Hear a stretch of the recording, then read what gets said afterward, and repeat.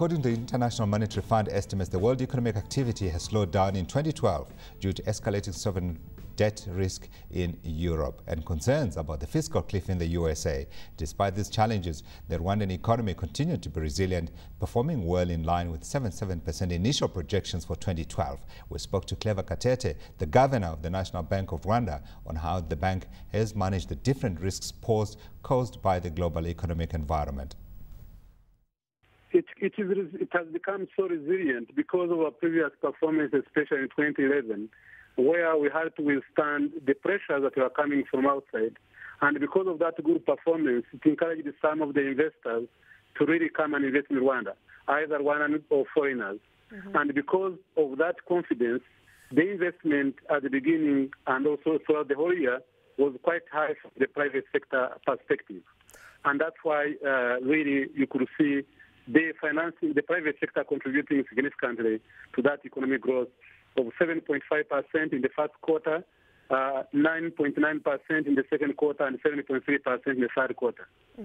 When you look at the sectors right now, which are really starting to pick up and starting to benefit from the investment, particularly from foreigners right now, which sectors are best positioned at this point?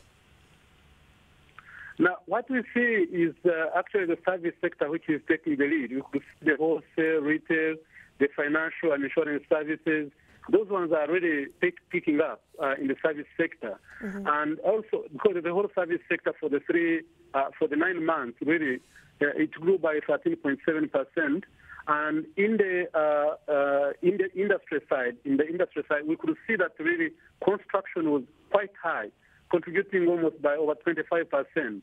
And that one could be visible even for anybody's eyes here, contributing significantly to the industry. And also the manufacturing part was quite high. Those are the two movers of the growth in the industry. So the service sector contributed greatly, but also the industry. And we could see that one, and that's why there was a high import of some of the construction materials. But also we could see the intermediary kind of goods increased significantly. The capital goods increased significantly, and that one is reflected, of course, in the growth of the economy. Looking at the import side of the economy, of course, as you have a growing economy like your own, high demand and high need for imports. I mean, we saw imports increase by 28% in volume terms last year, around 24% in value. Is there enough money in the system to be able to continue to import this? Are you concerned at all about the current account? Well, the liquidity situation in the banking system is quite high. The capital adequacy ratio is quite high, is now at 23.9% against our benchmark, which is 15%. And we can see the stability in the financial sector, so it can absorb any amount of money because we have the liquidity there in the system now, which is above 30%. So that one we are not very much concerned. The rest is now how to build the capital market, the stock exchange, so that it can raise more resources, especially long-term in nature, and also to see how we can encourage like equity funds and others that can really contribute to that kind of economic growth.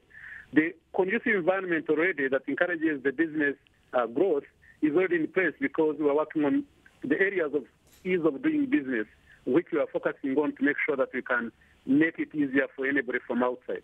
You've seen that the foreign direct investment for last year, it increased by 50%.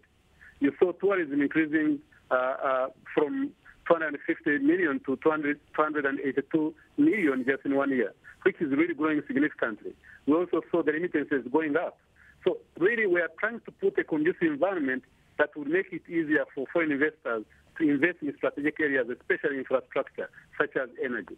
And we are seeing really a good response from that direction. But you mentioned, of course, the stock exchange and the fact it's still extremely small, it's still very illiquid. How are you going to entice companies to list on a platform that perhaps might not have the visibility that they need and achieve what they might need from a listing? The central bank is working closely with the stock exchange and the capital market authority here. And that's why we are also, in addition to even this year alone, we are beginning the commodities exchange for East Africa that will be based here in Kigali and is using the NASDAQ platform, which will be in place by June this year. But at the same time, we are working together to work with our private companies and also to give a public education so that there will be more participation on the capital market.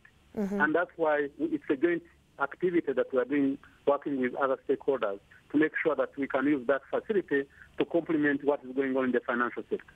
From a monetary policy viewpoint right now, I mean, you're looking at annual headline inflation, 3.9% last December versus around 8.3% the previous year. So we've seen inflation steadily tick down.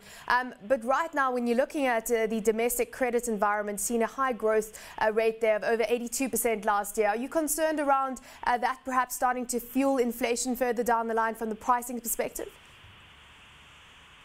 Yes, indeed you are right. Usually above 30% in terms of credit to the private sector is a bit is beginning to catch up. And that's why we monitor every week, every day here, using our own instruments. Because it makes it easier because whenever we see the sources of inflation, it's quite easier. In January, it actually went up from 3.9 to 5.7%. And that's why we always trace it to the origin. Is it from the supply side? Is it from the demand side? And then we apply our tools. But we believe it is still in the range where we are okay for now.